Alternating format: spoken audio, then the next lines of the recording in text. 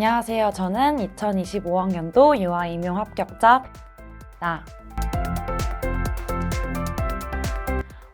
민쌤, 제가 유아임용 처음 선택했을 때 민쌤이 사실 워낙 유아임용에서 유명한 교수님이기도 하셨고 또 많은 수강생들의 후기에서 강의 자료의 질이 굉장히 좋고 또 설명이 풍부하다라는 이야기를 많이 들어서 처음 선택을 하게 됐었고요. 실제로도 수강을 하면서 문제의 풀이나 자료의 질, 모의고사의 수준 이런 것들이 굉장히 현재 유아임용이 추구하는 최신 기출 경향이랑 굉장히 유사하다고 생각해서 민쌤을 수강하게 되었습니다.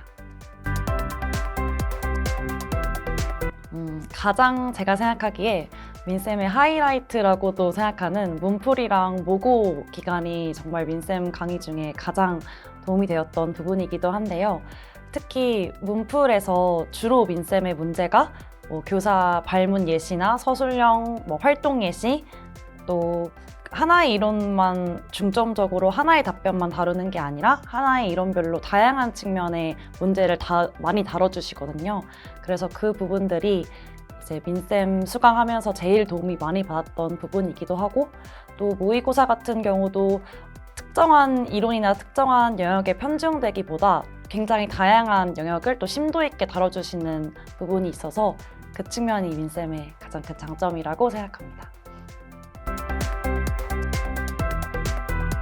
저는 강론 중에서도 특히 의사소통이랑 사회관계가 제일 어려웠던 것 같아요.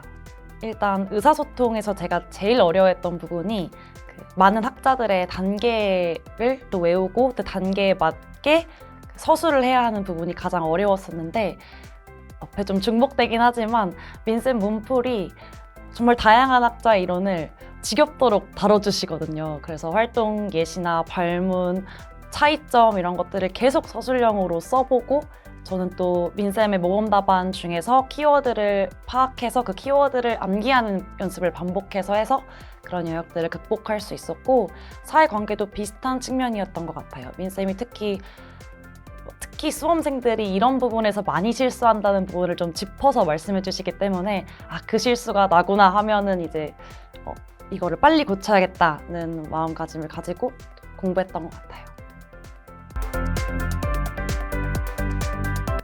사실 민쌤이 알려주시는 그 강의 계획을 그대로 따라간 편이긴 했는데요.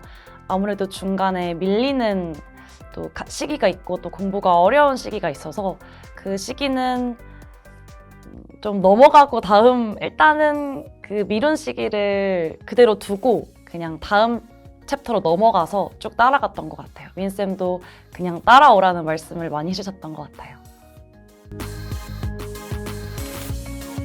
개강론 강의부터 얘기하면, 개강론 강의 때부터 설명이 되게 자세한 편이시고 반복적으로 말씀드린 것처럼 최신 임용 경향인 활동 예시, 발문 이런 것들을 벌써부터 같이 말씀해 주시거든요. 그래서 그런 것들을 다 저는 일일이 받아 적고 또 암기할 때 같이 인출하는 연습을 많이 했었어요.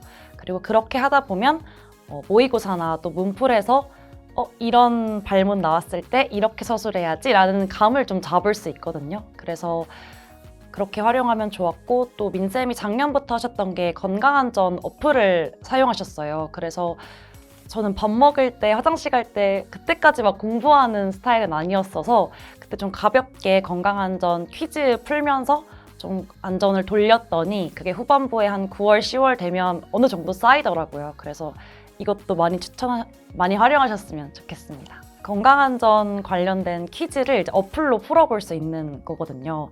그래서 건강안전 영역별로 적어도 한 6, 7개 영역은 됐던 것 같은데, 간단한 문제부터 좀 살짝 서술할 수 있는 문제까지 내주셔서 그런 것들을 반복해서 풀면 따로 건강안전 공부에 많은 시간을 투자하지 않아도 어느 정도는 공부할 수 있다고 생각합니다.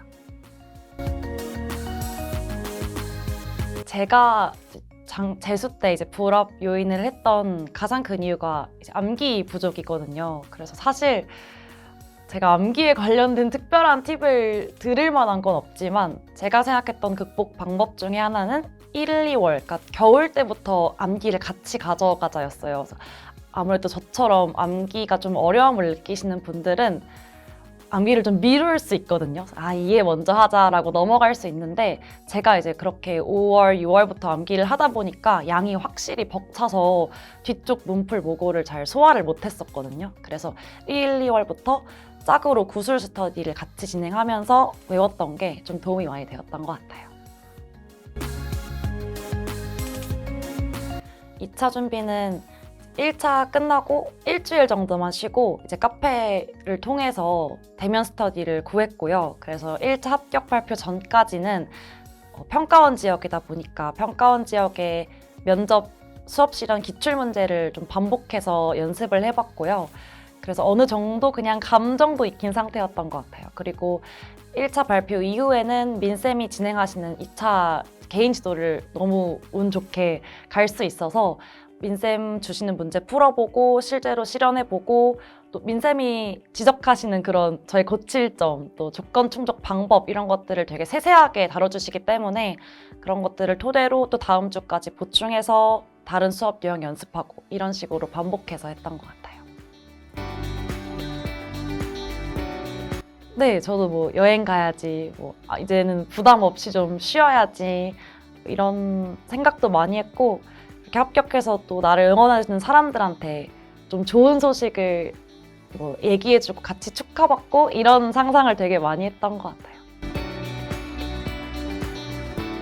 저는 사랑을 또 아이들에게 줄 줄 알고 또 아이들에게 사랑을 받을 줄 아는 선생님이 되고 싶은데 제가 실습 때나 아이들을 만났을 때 처음 만나고 며칠 안 만났는데도 선생님 사랑한다든지 아니면 자기가 막 좋아하는 것들을 저랑 나누고 싶어서 이렇게 이야기해주고 애정을 주고 이런 모습들을 많이 봤었거든요. 그래서 저 또한 이렇게 좀 조건 없이 사랑을 주는 아이들에게 나도 따지지 않고 조건 없이 사랑을 주고 또 아이들도 사랑을 받기만 하는 게 아니라 좀 나눠줄 수 있는 아이들로 만들어주고 싶다.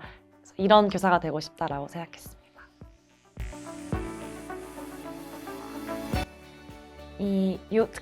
특히 유아 임용을 준비하다 보면 또 암기량도 많고 또 공부가 생각대로 되지 않는 순간들이 정말 많이 올 건데요.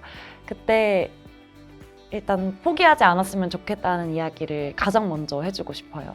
저도 꽤나 오래 수험 생활을 했던 입장에서 힘든 순간이 있지만 그거를 어떻게든 그냥 꾸역꾸역이라도 넘기다 보면 어느 순간 여기까지 왔네? 라는 싶은 순간들이 오거든요. 그래서 그런 것들을 경험을 많이 하시다 보면 분명히 언젠가는 이렇게 합격의 결과로 보상받으실 수 있을 거라고 믿기 때문에 또 특히 민쌤을 수강하시는 선생님들이시라면 민쌤 정말 좋거든요. 그래서 끝까지 민쌤이랑 같이 가서 합격을 얻으셨으면 좋겠습니다. 화이팅입니다.